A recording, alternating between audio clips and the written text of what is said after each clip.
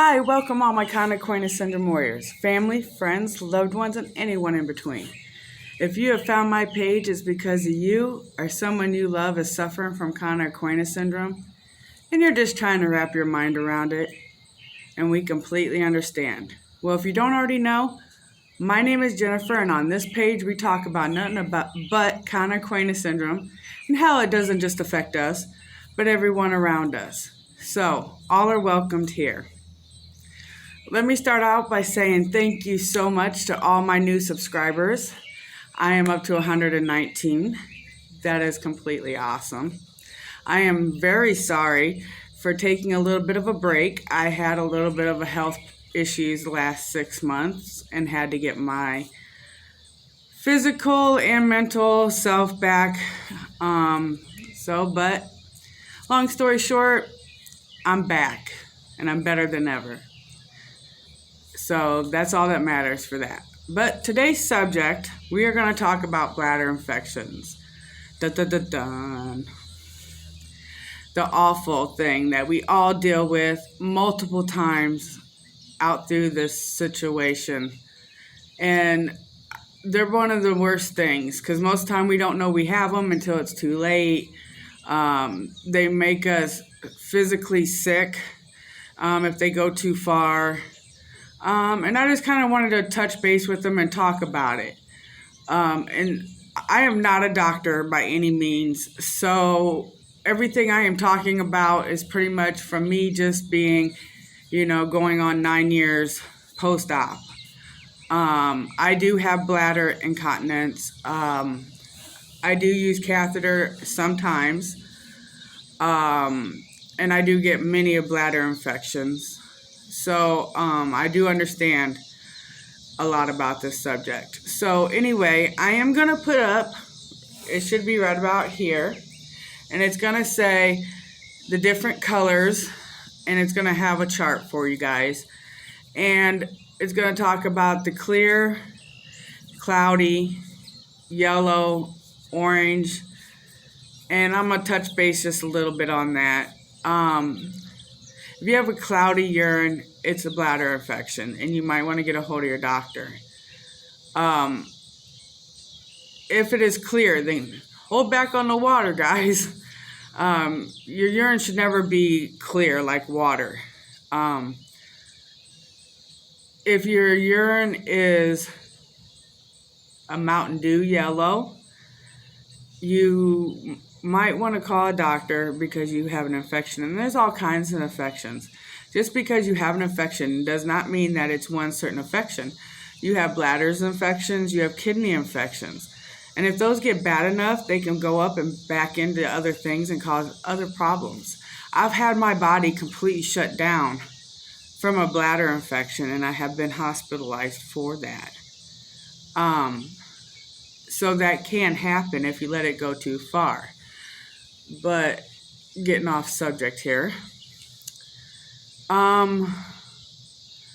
If you have orange in your urine, that means that you have blood there, and that's not a good sign at all. So you want to make sure you call a doctor right away and get some tests done and get a urine test and analysis and so forth and so on for that.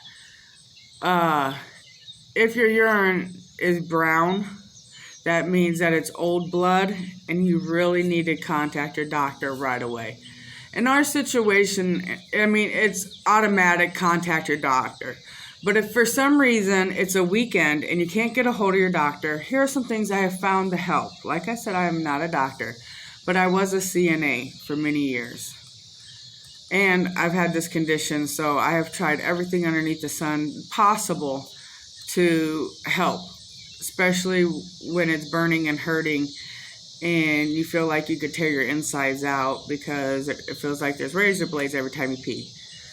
I take cranberry tablets when it's bad. You can normally find those at a Walmart or a CVS or a Walgreens. They're pretty good. I find them to work pretty good. Cranberry juice, always have that in your refrigerator or on hand.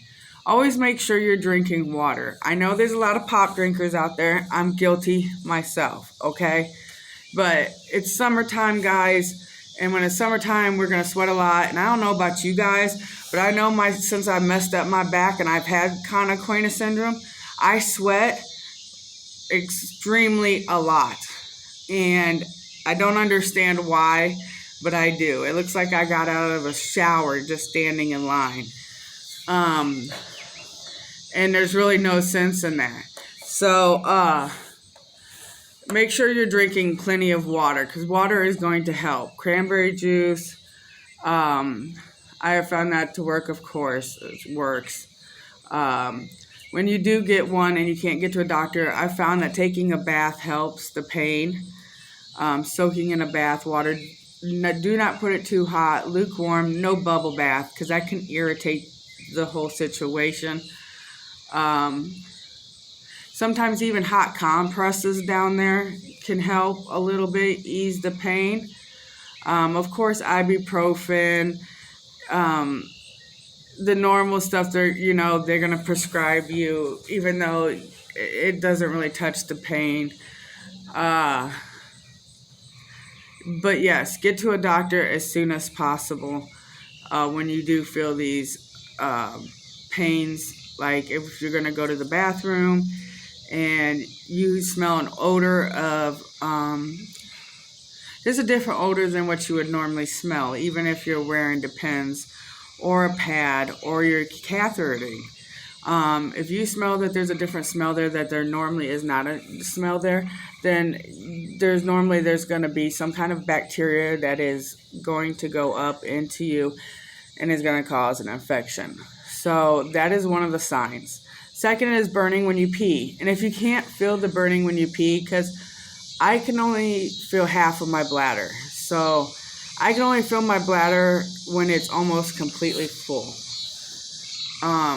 So my bladder infections are really bad by the time I figure out I normally get them. So you want to be careful of that situation too. So if you have any discoloration in your pads or your diaper or even your catheter, the urine in the bag, if it becomes darker or cloudier, or it looks like little clouds are floating around into it, that's bacteria. You need to call a doctor, okay? And most times, I mean, especially in our condition, because we don't know how bad it is, if I was you, I would even consider going to the ER. I mean, if it gets bad enough, because if you get chills and you get the sweats and it starts to react with your body, because your body, you've had it for too long, which I've done quite a few times, and you start to get sick in your stomach. You feel like you got to go to the restroom a lot, meaning number 2. That situation can be very bad because your body can actually shut down on you. I've had that happen, and I've been hospitalized because of a bladder infection. So you need to be very careful about the bladder infection. Short and sweet is the smell, the look, the feeling that you have. And if you, for some reason, can't feel that because of your situation, then you move to, just the feelings that are you getting fatigue? Are you having the chills a lot more when you shouldn't be having the chills? Are you getting the sweats a lot more when you shouldn't be having the sweats? Are you feeling sicker to your stomach more than normal? Are you not peeing like you normally do? If you start having that issue and you're not catheterizing, or if you are catheterizing only half time, I would get a cup and start measuring yourself and seeing how much you're peeing and how much you're releasing, and checking, making sure what colors it is. That's very important with us, just so we can keep up with that, because if you get too many bladder infections, it can do permanent damage to your bladder, and we don't want that. We got too much crap on our plates as it is, right? Shoot. But I just kind of wanted to come on here and talk to you guys and let you guys know I was all okay, and that I appreciate you guys so much, and that it's been a long time, so please just bear with me, and then I hope that you like this video. And if you do, please thumbs up it and like it, and please leave a comment, because if you do that, then YouTube will put it in their thing, and they'll get it out there, so other people that might have Cauda Equina syndrome or back problems or even bladder problems might see this, and it might help them. This is not just my channel, this is your guys' channel too, so I learned from you guys just as much as you guys learned from me, and I appreciate every single one of you guys. You don't know how much I appreciate every single one of you guys. And I've really missed you guys, and I'm glad I'm back. And I'm hoping to start dropping a video at least once a week on new different things. I was thinking about doing some vlogging, actually. We have some pretty cool parks that I've really never been to, even though I live here, which is kind of strange. But since my accident, I just kind of been a homebody, because I'm always scared. I'm always scared that I'm going to fall, or I'm not going to be able to get back to my car, or I'm going to be in a situation that's going to embarrass me. So I just never got out and about. But, you know, I'm tired of Cauda Equina syndrome ruling my life, and I'm tired of being scared. I've lived these past years just being scared. And I say no more. This is my life, so I'm going to take a hold of it. And I would love for you guys to come along with me. So if you guys would like to see me blog and do other things and take you along with me on my journeys, I would love to do that. I was also thinking about doing some exercises once a week here in the park where I'm at. And for people that have Cauda Equina syndrome, easy ones, so we could work out together. I thought that would be kind of cool, actually. But I don't know. I'm just throwing ideas out there.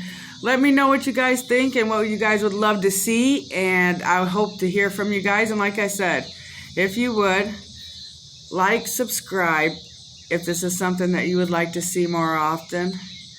And please leave a comment. And I always, always respond with a comment. And it's always positive.